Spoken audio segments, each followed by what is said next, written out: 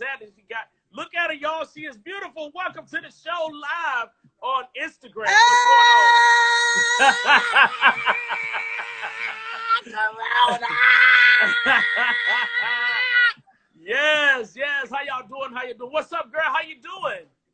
I'm good. How are you? I am doing wonderful, man. See, we both tag team with the 6 foot, banner in the background, trying to make sure everybody see that's your boy back there. You see me, you see me, you see me.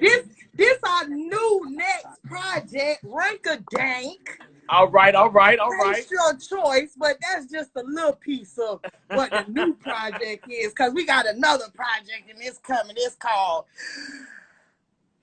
In Real Life Apparel. All right. Hey, listen, I want to welcome you to the Live 407 Show Live podcast. Well, we're doing it right here on IG from the comfort of our homes because we have to what? Quarantine. We got to be quarantined the whole night. But right off the back, I want to introduce you and let everybody know where you're from and what you're doing right now. My name is Miss Jap. I am from Florida. We just gonna put that because I got a lot of little spots in Florida that I like to, you know what I'm saying, claim to be mine, but it really ain't mine. But okay. We from Florida. That's right. And right now, you said, what am I doing right now? Yeah, what you got going on right now, being quarantined? I became a teacher, a principal, a dean, lunch lady.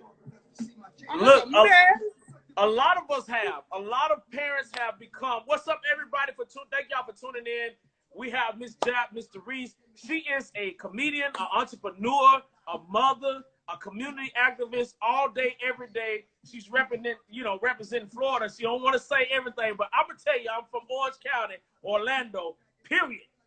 We got Tangelo Park. We got, Orlando. You know what I'm saying? I live in Bokeh, but you know, hey, it's all too many good. Places to just name one. That's right. Can't name one. You got to name all of them. But if you're not gonna name all of them, don't name one. Okay, then.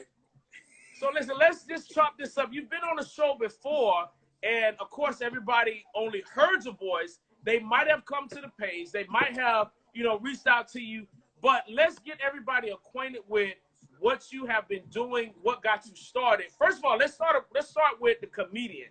Let's start about the comedian, Miss Jap, and how you got into that. The comedian Miss Jap got into it because first and foremost, I'm naturally. My camera got a little lean with it, wrong with it. Just a little bit. It's all right. I was trying to fix it. It came from me just being naturally funny, and one of my friends, Lashika Ford Scott, told me that I should pursue it. And at first I was like, I don't know. She said it about 3 times. The third time I say, all right, I'm gonna go ahead. I'm gonna see what this be by. Right. And guess what? It's funny and scary at the same time. At the same time. When you first walked on stage, how did you feel? What was the excitement that you felt? The excitement was to have a person laugh at the end of your joke when you didn't know the person. It's easier to make you laugh because we know each other. Right. We got the same graphics and demographic. If I say something about International Drive, you gonna know what I'm talking about. But we know about our drive. When I'm trying to talk to somebody that's in Atlanta about International Drive, that's the scary part, because you have to really paint a picture for somebody to understand your whole joke. If not, you got to tell them, just think about it tomorrow, and tomorrow you'll laugh about it. Right. Something like that. So the scary part is the deliverance. Is, making sure that I'm 100% painting the picture for people. Right.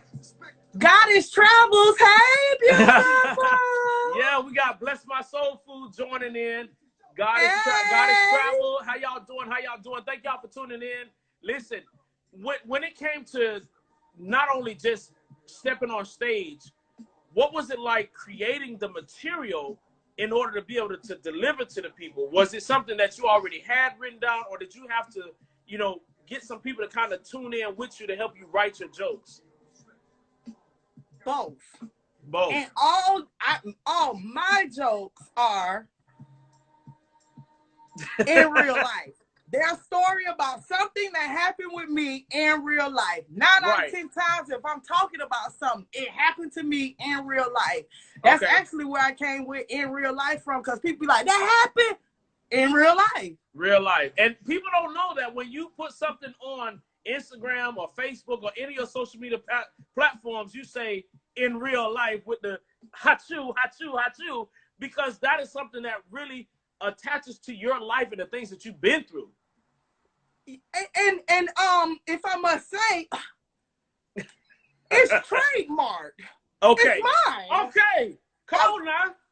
Come on now. Lean this way. Lean this way now.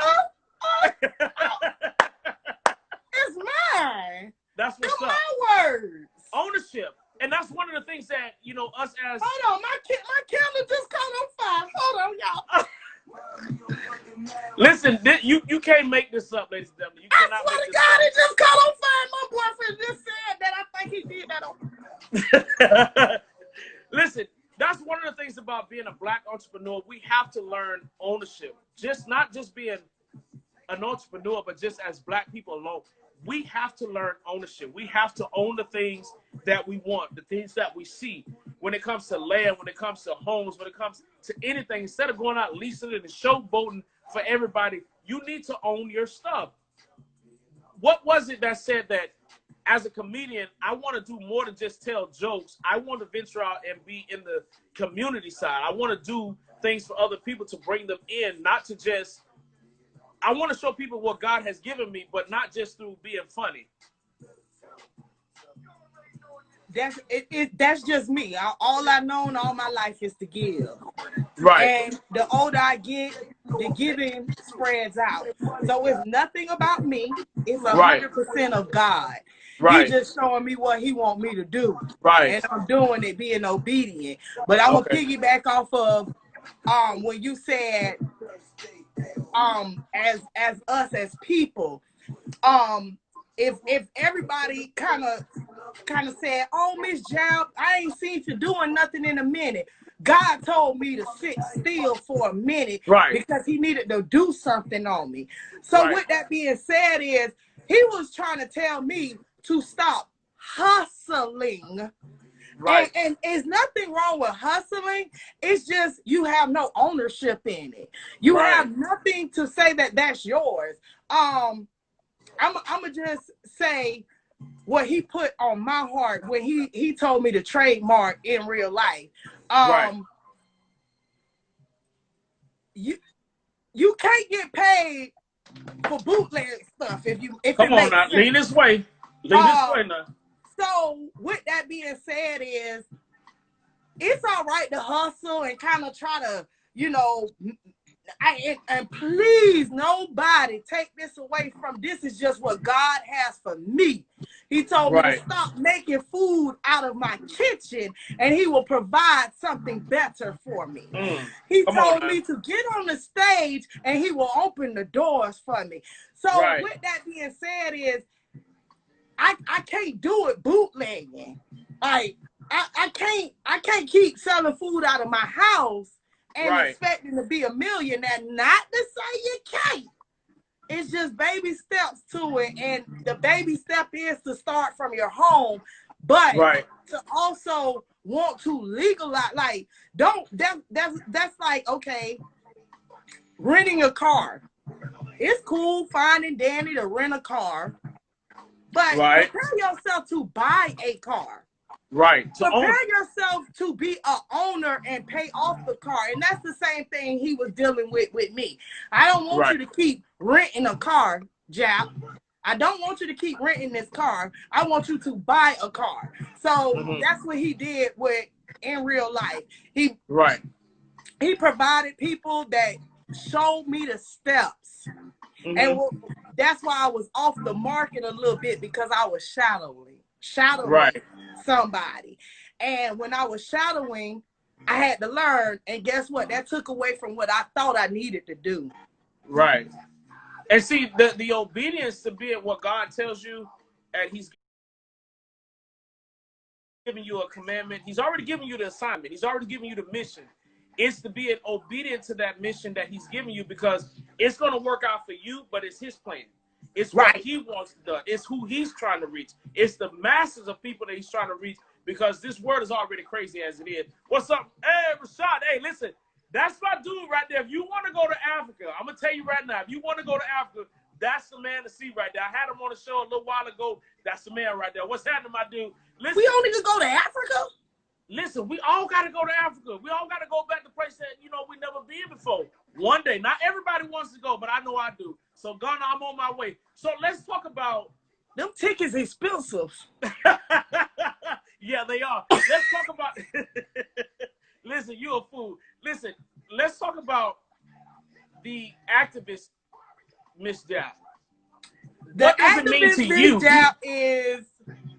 I want to help everybody, but I can't because I got to help myself first. Right. You got to help yourself first. But the activist Miss Jap is... I'm ready to jump in at any time, but to help, to be a part of the community, to change the community, to put an outlook on, to make our community better. And listen, what year that was, I called the White House. Hey, I need y'all help. Right. That's what they're there for. That's what they're there for. And see, people don't understand that. Do you think if the governor, you call him when you need help? And I guess that's the activist in me, is because I know and I reach out and I look back for them to come and help us. Right. I don't know if anybody know, but I was a huge reason on why Trayvon Martin got brought to life. My friend from Miami is a brother of Trayvon Martin's dad, and he kind of called me and told me, hey, what's going on in Sanford? I then went to my pastor at that time, and told her what was going on, and we just ranked it up. So being an activist, I think that's just natural. I honestly didn't even know what the meaning was until recently. I just knew I was helping people or want to help people. Right now, I don't have anything going. We just did the feeding on 13th Street in Sanford at the Green Store. Anybody in Sanford? I know about the Green Store now. Y'all go check. That's a Black-owned business. Black-owned business. That lady is Miss Beverly, very, very, very nice. Anything I want to do at her store, she's allowing me to do it. So shout out to Miss Beverly and the Green Store. Actually, I live a little block or 2 or 3 away from her, and I make sure I go take my business to her every time I get a chance. I want to feed back into the people that's feeding me. Right, and that's important to know, important to say, because a lot of times we get so commercialized that we forget where we come from, to the point that we kind of sell out our Blackness. Now, that's not to say that everybody does it, but there are some, that sell out their Blackness because they want to be part of the in crowd. And it's more important to be who you are, who God created you to be, so that you yourself can be used like you're supposed to be. Because being like somebody else only causes you to get tired, because it's not meant for you. Those are not your shoes to walk in. Those are not your pants to walk in. That's not your hat of leadership. What God made you to be and what He created you to be is what you're supposed to walk in. It's okay to pretend for a while. That's what we got actors and movies for. But after a while, guess what? After an hour and 45 minutes, 2 hours, 3 hours, it's going to go off, and you got to come back to what? Reality. When reality sets in, then you got to figure out, like, okay, that was fun and dandy. Now I got to really get to work. Where do I start? And if you have no place to start, or you never started, you leave yourself open to just be like a ship being beat up by waves, and you don't want that. One of the things that I admire about you is that people can say analogy. People can say that you fake, that you ain't real because they don't know you, but what they fail to realize is we don't know them either. And you can call a spade when they're doing exactly what they say they're gonna do. when you say somebody is not fake, when you say somebody ain't real, how do you know that? Is that by word of mouth because you heard it from somebody else? Or is it because you don't like them or they're doing something that you wish you were doing? Those type of things is what separates the real from the fake. Now, you said Lee. You said Lee. Lee, is you preaching? Is you preaching? But for the most part, though, you know, I admire the fact that when you get out and say, hey, I'm finna do this, it's like when you did Let's Get Educated last year, that was a big sellout. Regardless of where we had to have it, it was a big sellout. A lot of people came, a lot of people showed up. It was a lot of tears. You know what I'm saying? Your sister just touched down today, so it was a lot of tears going on. And when she showed up, you felt the realness that you seen all these people of color who had businesses that came out because they wanted to show themselves open to the community and say, hey, we got a business too. Come support over here. And that's what we need to keep doing. Even though we are in quarantine, I believe it's a way that we could probably get a Facebook Live with multiple people. It could be done, but you absolutely right. We have to feed each other. Mm-hmm. I don't want to be the only one eating. Right. And if I'm the only one eating and I'm not sharing with y'all, it's right. What's the point? Yeah, it's a problem. What's the point? It's a waste of time. It's a problem. It's really a waste of time. I think you was just preaching.